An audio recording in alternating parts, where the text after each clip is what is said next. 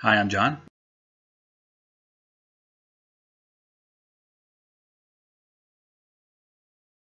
First thing they talked about was, why did they do the time jump? They said that it was the book 4 of Avatar, The Last Airbender, that they never really got to do. Kind of revisiting characters with a big time jump. They needed to get to the part of the story where things were going on, and it just happened to me 3 years later. One thing they talked about was the Korra's kind of mental state, her physical state, her mental state. She has emotional scars. Things are just not that easy. They're not easy to just say like, oh, something traumatic happened, and then a week goes by, and oh, now she's okay. She's out of the wheelchair. Things are still not okay. And I think that's very interesting that they're putting the right amount of time, the right amount of time, passage of time, to see, this character, because she is human. The Avatar, she might have a lot of power and everything, but she's still human. She still has to deal with all these situations, and it's worse for her. It really is. It's way worse for her. And Aang did go through those things, but I mean, and his story was incredible. But Korra's story is just like, it's so brutal. Like, she just gets beat down, and it's terrible. So she definitely has some physical healing. Obviously, she had physical healing to get through, and also, mental healing as well. Psychological healing. They did say that the second episode of Korra will deal with that. Will deal with how she got to this point, how she's kind of how she got to the point of the trailer where she's kind of just getting beat up. She has some battle scars. She has some bruises and stuff. Like, how did she get to this point? That's kind of what it's going to deal with. Kuvira, I feel like that that was kind of a given in the trailer. she was definitely a villain. They talked about how she wants to fix the world.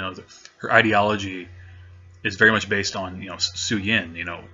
Growing up in the Metal Clan, growing up in Zaofu, she was under kind of the tutelage of of Su Yin. So I don't know if that's gonna like bite Su Yin in the back later on or what. Probably will. They wanted a villain that kind of mirrored Korra. I was always saying, pretty much after book 2 or book 3, I was saying they should have a female villain. That'd be really, really cool. She looks like a villain. She looks a lot like Azula. It's really cool.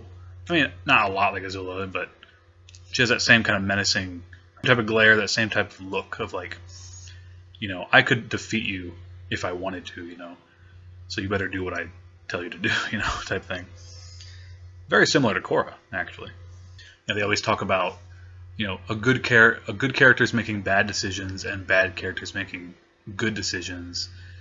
They always try to find that balance of, are they really bad? Are they really good? I think it's just more about human characters. There's more of that gray area, going on, which is really, really interesting.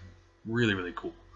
I mean, clear-cut bad guys and clear-cut good guys are fun to watch, but it's more interesting when you have the gray area. It's way more interesting. They did say that Hiroshi's coming back. That was pretty much a given. Hiroshi, and Asami have unfinished business, they said. So, pretty excited to see that. But Toph is coming back. She's definitely going to be in there. So they weren't sure in the beginning if Toph was going to be alive or not. So they were talking about, like, what if you lost a bet to pick up a mountain or something, and it crushed her or whatever. And they're just like, yeah, Toph. I was just like, what?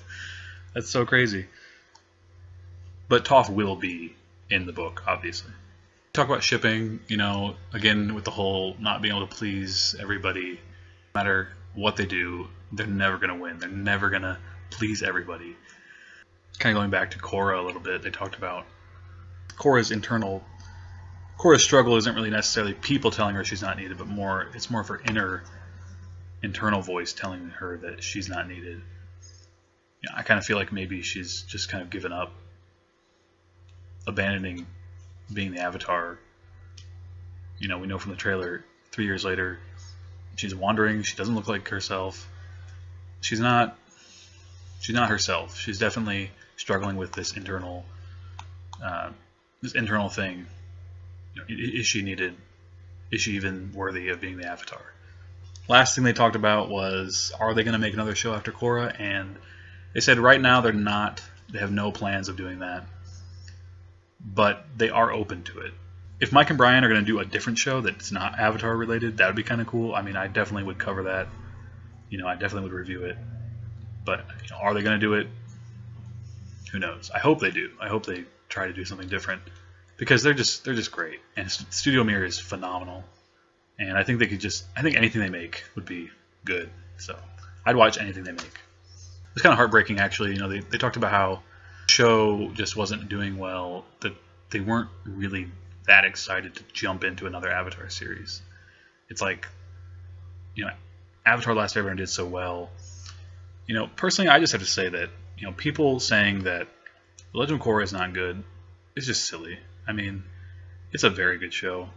Yeah, it doesn't have all the characters from Avatar, but, it's a great show. We don't need to freaking complain so much and not watch it. And, it's like the whole show is demoted, and it's just, I saw it on their faces in that interview. It was just like, they just look so beat up. They just talked about how they need to recharge, and just kind of step away from it for a little while, and then maybe if something else comes into play, they might do something else with it. But I mean, there are other storytellers that I really like that do the same thing.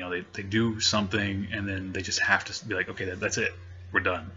And now we're moving on to something else, and that's great, because you get to see new content and more stuff.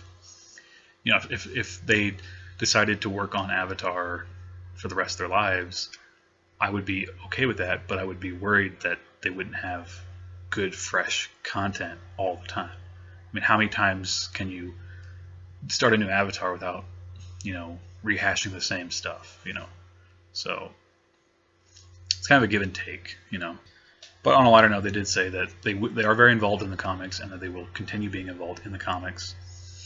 I wouldn't mind seeing a Korra comic if, the show allowed her to continue. Alright, so now it's your turn to do the talking. Let me know in the comments, are you guys excited for Book 4? I know it did premiere today, so, you might be asking, why are your videos so late? Well, it's just really difficult for me right now. I just don't have a lot of time to do, videos, and I'm just getting it all worked out. So thanks for watching, and I'll see you guys tomorrow.